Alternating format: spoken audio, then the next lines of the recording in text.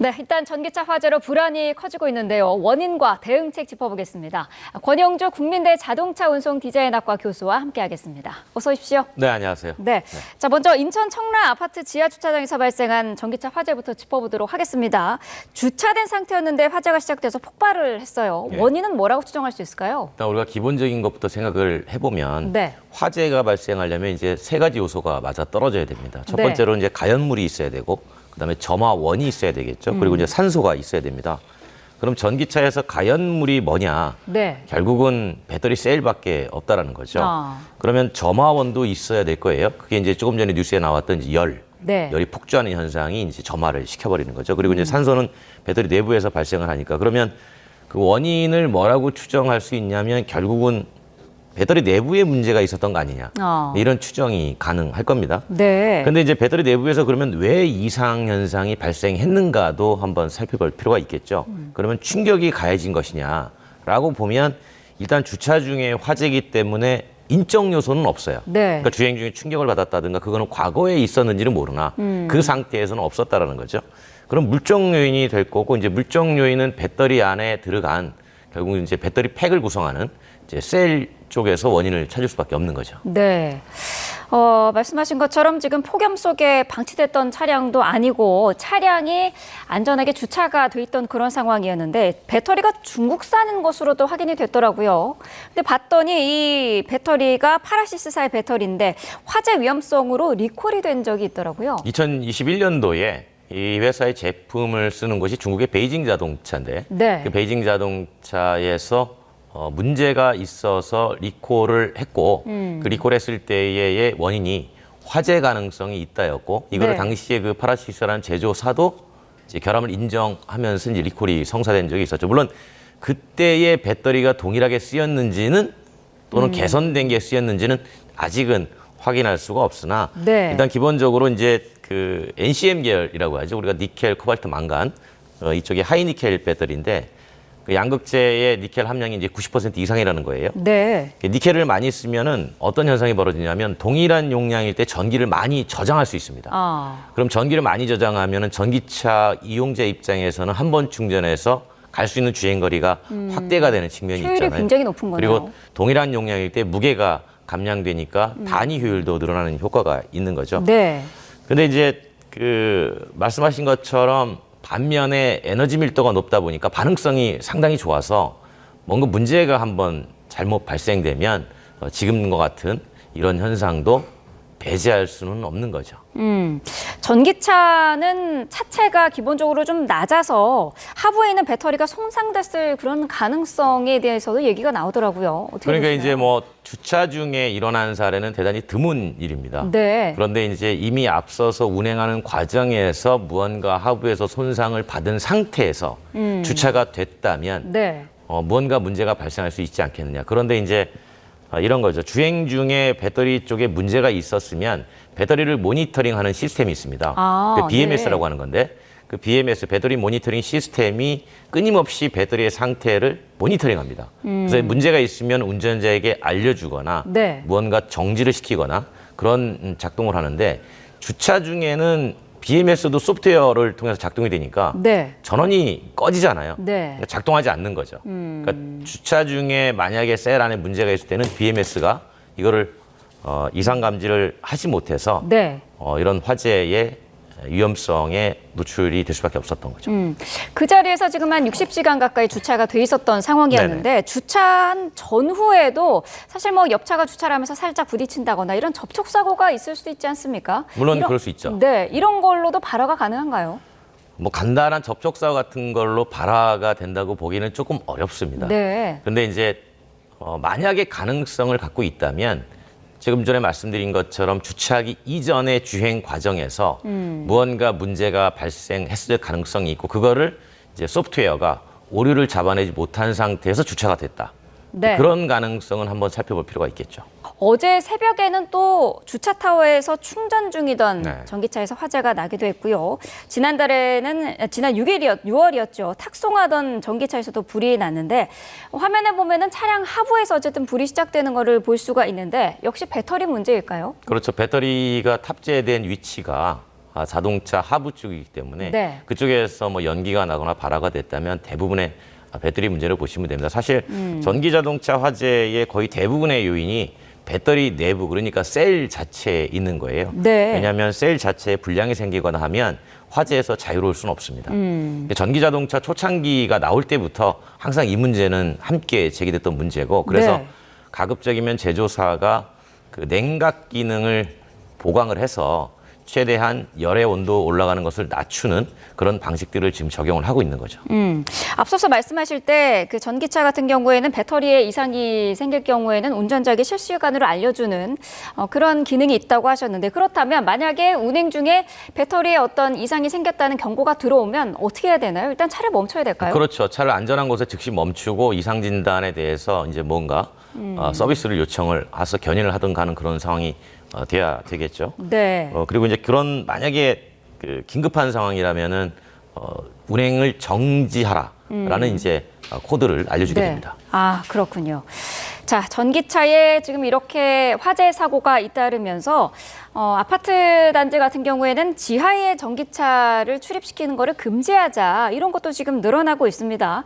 충전 시설 자체도 지하보다는 지상으로 옮겨야 되는 거 아니냐, 이런 논란이 일고 있는데 어떻게 생각하시나요? 전기 자동차 초창기 보급할 때부터 이 얘기는 계속 나왔던 얘기입니다. 네. 그래서 왜냐하면 그 당시에도 전기차 화재는 있었고 물론 통계적으로는 내연기관차보다 화재율은 적다고 하더라도 네. 전기차가 한번 화재가 나면은 진압이 어렵기 때문에 만약에 지하 주차장에서 화재가 나면 큰 대형 화재로 번질 수 있다라는 얘기여서 네. 가급적이면 지상에다가 충전기를 설치하고 주차 공간도 지상에 하자. 지상에 못 한다면 주차장 입구에 하자. 그런 얘기들은 계속 있었습니다. 하지만 네. 그걸 법제화할 수는 없었던 거고요. 그런 상황에서 전기차는 꾸준히 보급이 됐던 거고, 그래서 지금도 계속 권고되는 것은 가급적 지상에 설치를 하되 불가피하다면 주차장 입구에 하자. 왜냐하면 입구에 할 경우에는 만약에 화재가 발생해도 유독가스가 입구 쪽으로 손쉽게 빠져나올 수가 있잖아요. 네. 그러면 일단은 화재 진압의 시야는 확보가 되거든요. 그래서 이제 가급적 그쪽으로 유도를 하고 있는 거죠. 지상에 충전기를 설치를 하면 화재 발생 시에 진화는 좀 더 수월할 수 있겠습니다만은 화재 위험성 자체는 어떤가요? 아무래도 지상에 있다 보면은 열을 더 쉽게 받을 수 있을 것 그렇죠. 같고 습기에도 취약할 것 같은데요. 그래서 이제 보통 이제 지상에다가 설치를 하되 그늘진 곳, 캐노피를 같이 넣어서 네. 가자라는 그런 얘기들이 오고 있죠. 왜냐하면 만약에 비가 오거나 했을 때 충전기가 젖으면 안 되잖아요. 네. 그래서 가급적 캐노피도 같이 해서 그늘진 곳을 만들어서 충전을 해주면 그나마 안전을 조금 확보할 수 있다.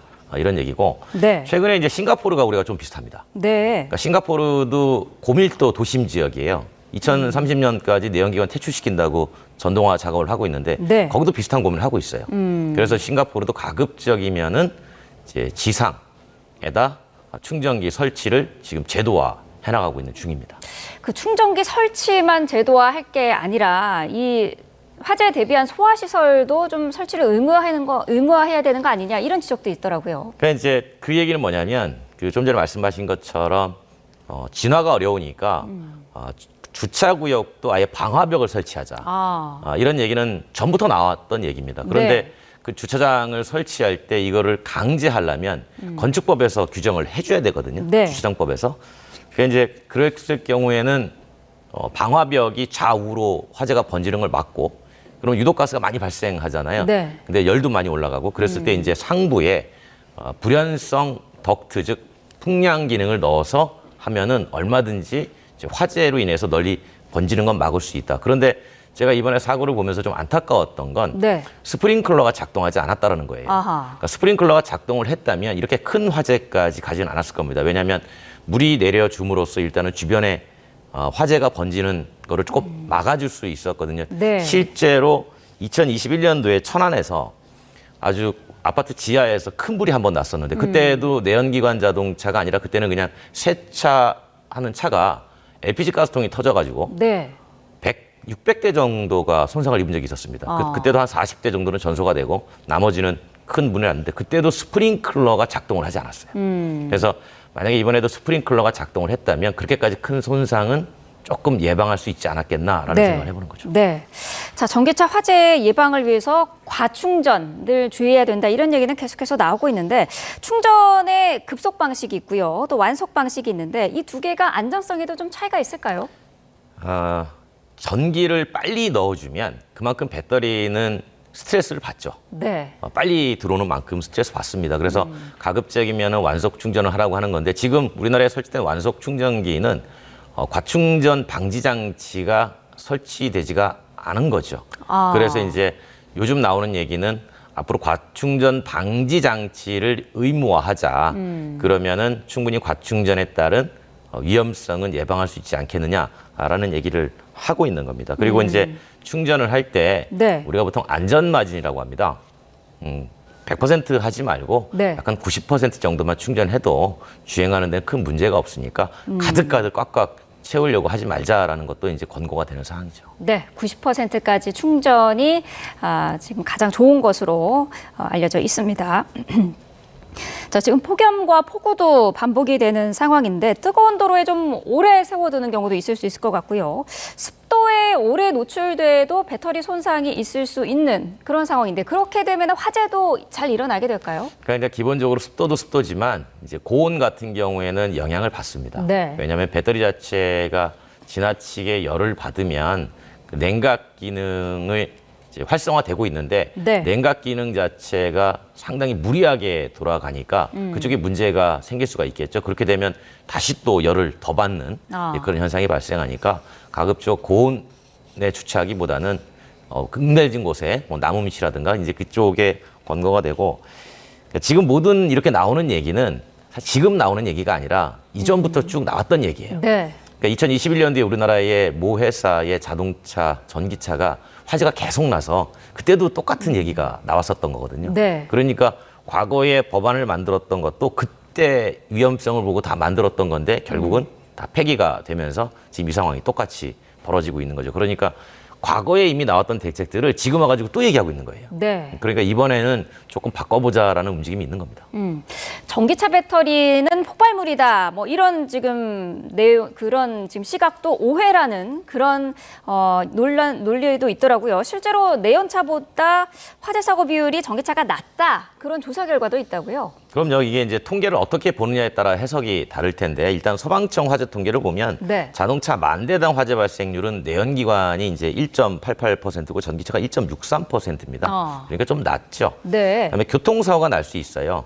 교통사고로 이제 전기차 발화를 제외하고 발화 사고 비율을 보면 0.52%입니다. 그러니까 전기자동차의 화재 발생률은 내연기관보다 더 낮은 거죠. 다만 이제 우리가 무섭게 생각하는 건 그러니까 진화가 어렵다는 것. 그 부분 때문에 이제 그런 거죠. 그래서 어떻게 보면 저는 이번 사고를 보면서 이게 우리나라 전기차 산업의 기로가 될 수가 있겠다. 아하. 그렇게 생각을 하는데 네. 이게 아마 제조사가 배터리 화재 방지를 위해서 더욱더 노력하는 계기가 될 것이고요. 네. 마찬가지로 정부는 예방 대책을 마련하게 될 것이고, 그리고 이제 주차장 입구에 무언가 공간 마련하자는 움직임도 계속 벌어질 거고요. 네. 만약에 이것 때문에 전기차 보급이 느려진다. 물론 당연히 소비자들은 우려를 갖겠지만, 그러면은 대한민국의 전기차 산업은 앞으로 도태가 될 수밖에 없을 텐데 네. 그러면 우리가 지금까지 미래의 먹거리로 미뤄왔던 글로벌은 계속 전동화가 되고 있는데 여기에서 혹시 뒤처지는 게 아니라는 그런 우려도 조금은 갖고 있습니다. 네, 알겠습니다. 아무쪼록 이번 사건들을 계기로 전기차 안전에 대해서 좀 더 탄탄히 다지는 그런 계기가 되길 바라겠습니다. 권용적 국민대 자동차 운송 디자인학과 교수와 함께했습니다. 오늘 말씀 감사합니다. 고맙습니다.